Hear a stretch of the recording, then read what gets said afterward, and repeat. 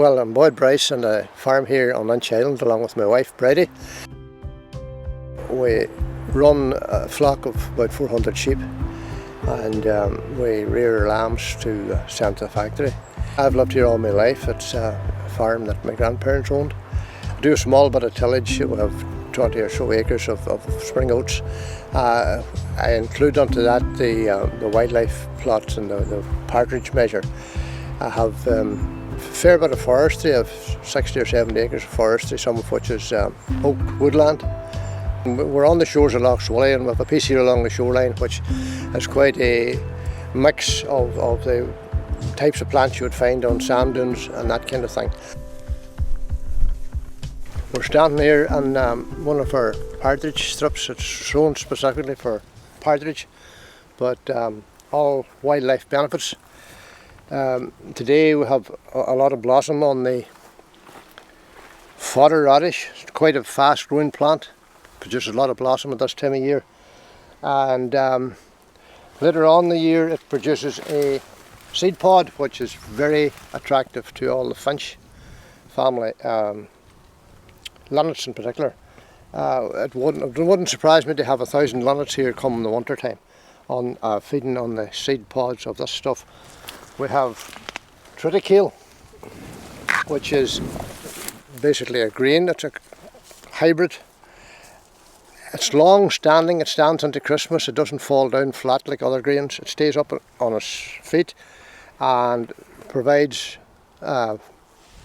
food supply Christmas and afterwards, when other grains would be rotted. The idea, we're trying to reintroduce the grey partridge. It's for cover for partridge and it's for feed for partridge. Partridge are a bird that likes to stay under cover or very close to cover, and that's something that the modern countryside doesn't have a lot of, especially during the winter months. So this is cover and it's food as well. 1994 I think it was, I experimented here myself with 3 or 4 acres of pure oak wood. I planted these myself, physically planted them myself as an experiment to see if I could manage the whole hill. There's about 60 acres in the whole thing. By the time I had the 2 or 3 acres planted here, I have really enjoyed these trees, and apart from any financial reward, I got loads of reward from watching them grow and watching the various things move on. We've red squirrels moved on to the conifer side of the plantation a couple of years ago, and I can now watch red squirrels feeding at a peanut feeder within a few feet of me.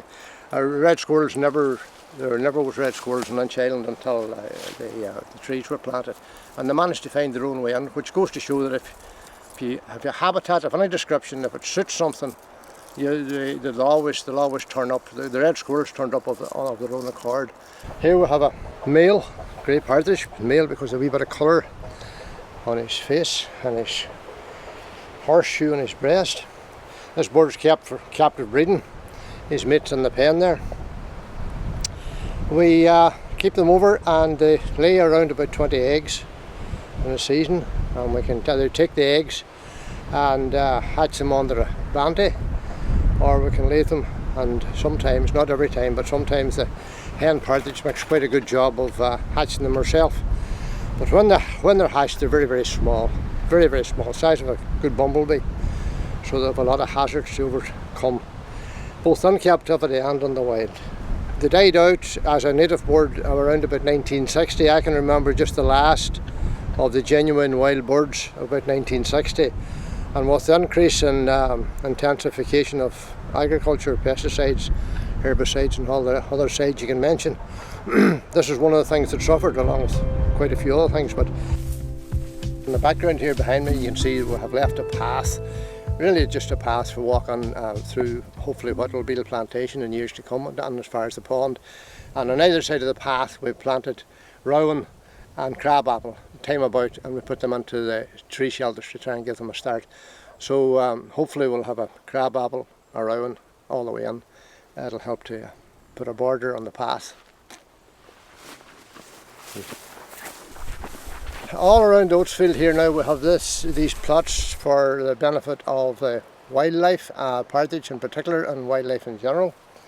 We have 12 metres of a strip, and the first 4 metres are just of grasses for ground nesting birds. The next 8 metres is mix. It's supposed to be 4 metres sown this year and 4 metres sown next year. This plant here is chicory. It takes it 2 years to reach this stage. Very pretty blue and very attractive to bees. It ripens in and it forms cover for the birds, pheasants and partridges and things during the winter months, whenever cover is very scarce in the countryside in general.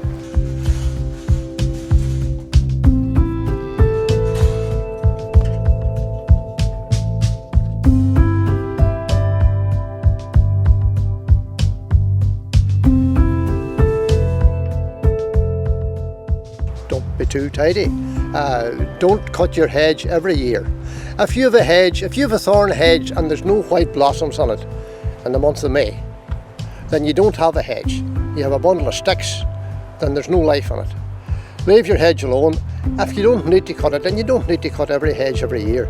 Leave them, let them turn white in May, and you'll have berries in the autumn. And that's what a hedge should be. But a hedge without either blossom or berries is not a hedge. It's a bundle of sticks.